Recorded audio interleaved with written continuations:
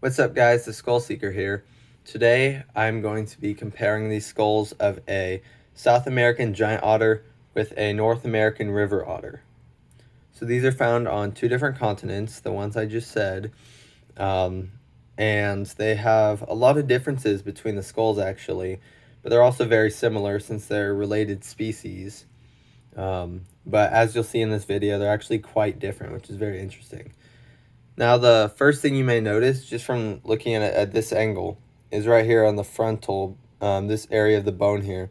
On the North American river otter, it's much wider, and on the giant otter, it's much thinner.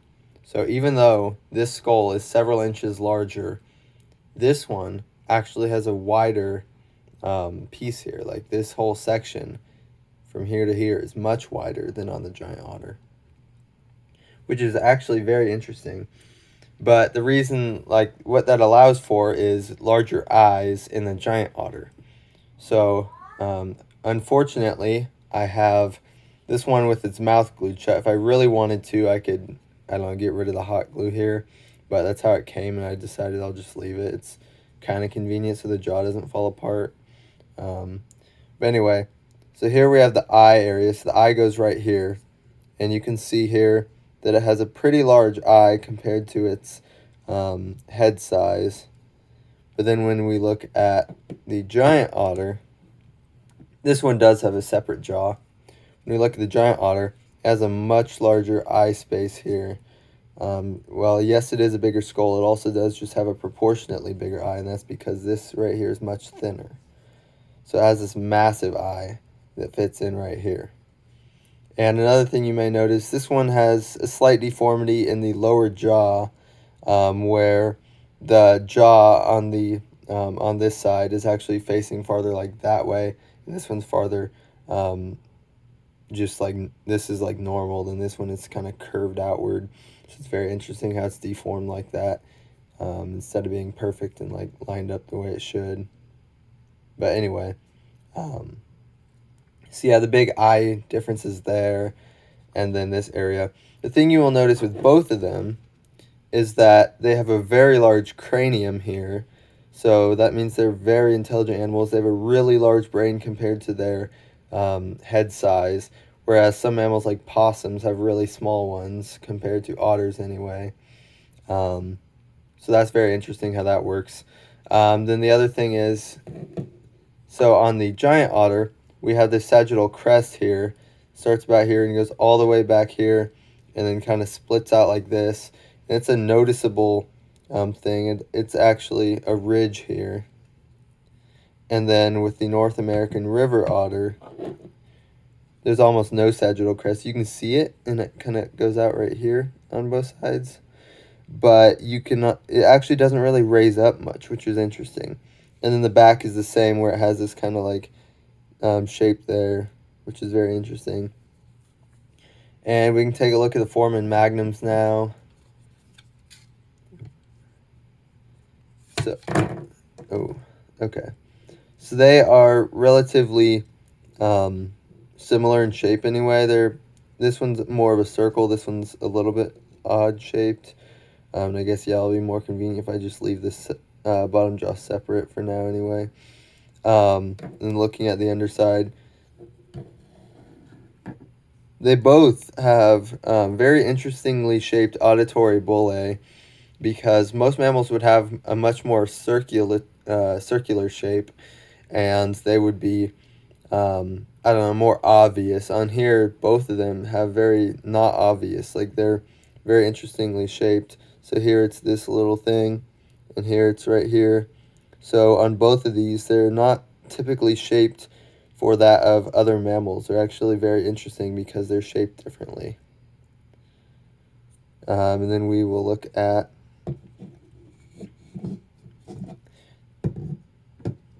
the teeth. So you can see here, and this one's actually interesting. It actually has the extra two incisors that are farther back on the skull, because for some reason this one had a deformity here where only 4 of the incisors grew in on the bottom. The other 2 are farther back in the mouth. You can kind of see with the one where my fingernail is pointing to. it has two different incisors there, and then there's also one farther back on the opposite side, which is interesting how that grew.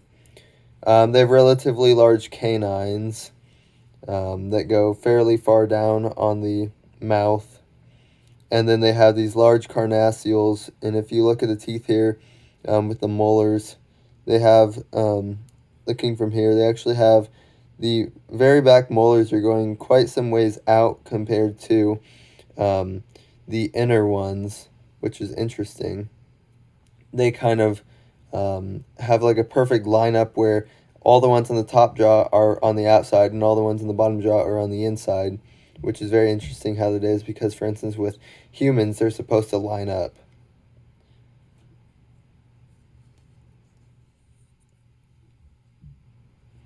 So then we take a look at the giant otter. And here we have these very interestingly shaped molars. Like, these are very interesting teeth right here. So the ones on the bottom jaw basically line up right here on them. So as you can see here, this is a very weirdly shaped tooth, which is actually really cool to look at. So here's the outside, and the other one locks in here, so I'll show that in a second.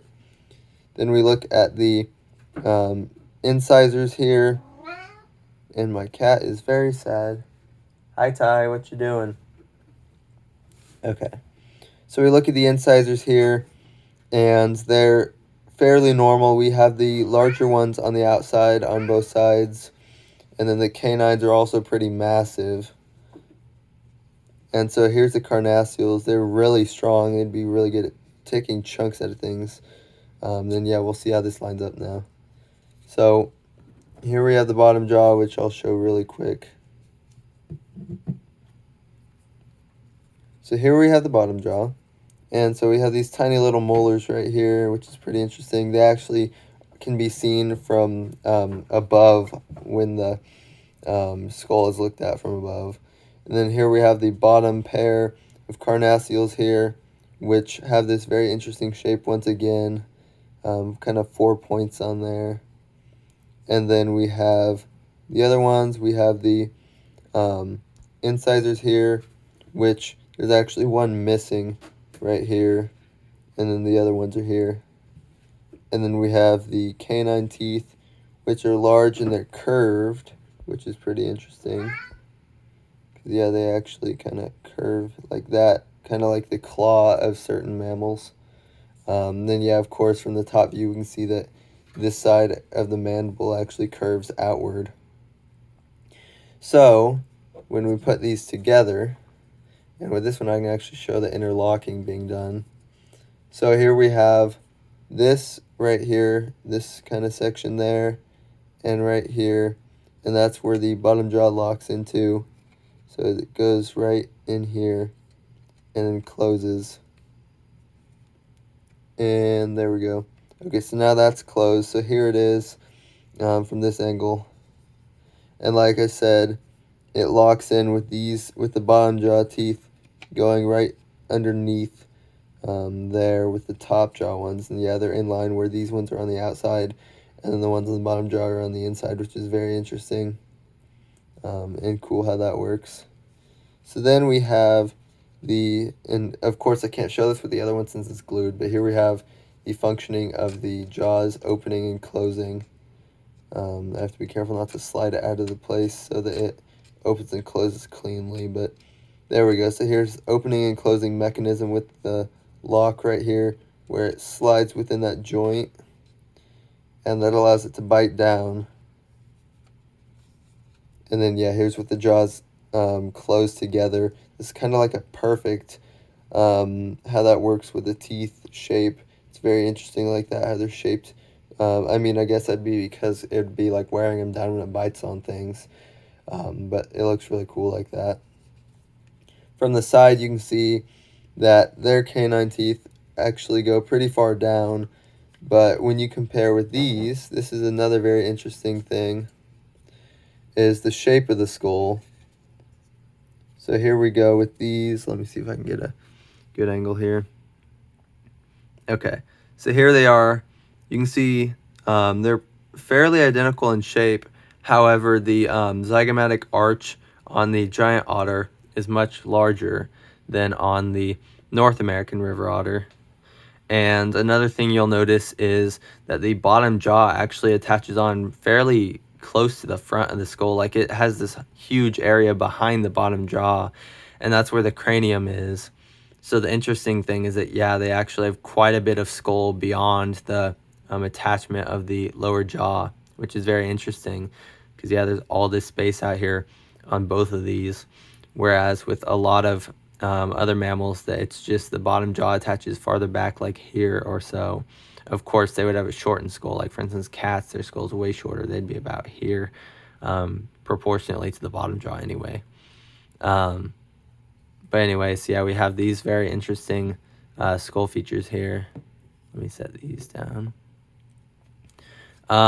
So then, yeah, from the top, once again, you can see the structure there, where the one on the North American river otter is much wider than on the giant otter. There's also the size difference, of course, where we have the giant otter with a 6.5-inch skull and the North American river otter with a around 4-inch skull. A little bit less, I would say. I haven't measured this one specifically, but anyway, much smaller. And we have the nose there. You can see the nasal stuff, which is pretty cool. Let's see. Set these down. So another thing you'll notice is that it has fairly similar design in terms of right here, where it kind of like the start of the brain case goes. It kind of like has this indent right here and then goes out. It's fairly similar in the North American river otter too. It has a little indent and goes out on both sides. So they're fairly similar in that sense too. And then, yeah, once again with the sagittal crest, this one curves upward and this one doesn't really have one. But yeah, we take a look here at this bone protruding out here. This one is more obvious, more spiked. And then on the giant otter, it's much less obvious. While it's still noticeable, it doesn't protrude nowhere near as like, it doesn't go out as much. And it's more like just a edge. This one actually curves, which is interesting. And once again, yeah, it has the eye size thing, where the giant otter has much larger eyes proportionately. And we have this right here, this little nub on both of them. Then from the side, you can see at this angle, kind of this whole cavity here. So on the North American river otter, we have this, like, so here's where the eye goes, and then you can see it's like, if you take a look at this and like this, it has this like kind of large cavity here for like the jaw muscle and all that. And then you take a look at the giant otter, and you have this even larger cavity. Here you can actually like put your finger here like this, and it's really not that much space. It's actually very thin here, whereas on the North American river otter, it's not. But anyway, you look here, and it's got this huge zygomatic arch right here. It's much thicker than on the North American river otter. This huge space here, the eye, and then we have all this other section here that is actually much larger than on the North American river otter. And what I was saying earlier, so here we have the molars. It's easier to see on this side. So this very back molar here, you can see from the top of the skull, like I was saying, it just sticks out right there. So yeah, on both of these you can see it.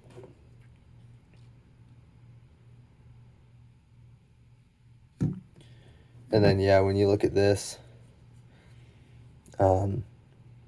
basically, yeah, this tooth here where the carnassial actually goes farther in, and then the one on the inside of the bottom jaw kind of goes over that, and it's very interesting how that works. Very cool. Yeah, I mean, they are pretty similar skulls, but at the same time, they're actually quite different. Like, just different habitats, somewhat. but they're fairly similar as far as like outer appearance goes for like the animal. But in terms of skull features, giant otter is actually quite different, which is pretty interesting how different like these can be, even though they're like such similar creatures. Um, the other thing is in the South American habitat in the Amazon rainforest, nothing messes with giant otters. Like not even jaguars. There's videos out there of a jaguar latching, like it just grabs a giant otter by the neck and is trying to kill it, and the giant otter just doesn't let it happen. It just like swivels around and breaks free, and then just like crawls off. And I thought it was funny because all of the other otters were just like in the water, just staring at the jaguar, like trying to kill this one, and they weren't doing anything about it, whereas they easily could have. But they're like, he'll just be fine. He'll survive. I just thought it was very interesting because they knew they didn't even need to help. But typically jaguars won't mess with giant otters because giant otters can pretty much kill any animal there is out there in the Amazon rainforest. That like if anything stands like if anything like tries to fight them or whatever, they'll overpower it. You know, there's images of them eating caiman. They'll kill anacondas. They'll kill jaguars. They'll kill all sorts of things. They don't have very many enemies except for humans, who kill them for fur. Um, but anyway, yeah, giant otters, they're pretty formidable. They just don't really have any predators because if anything messes with them, just the others in the pack just fight it off.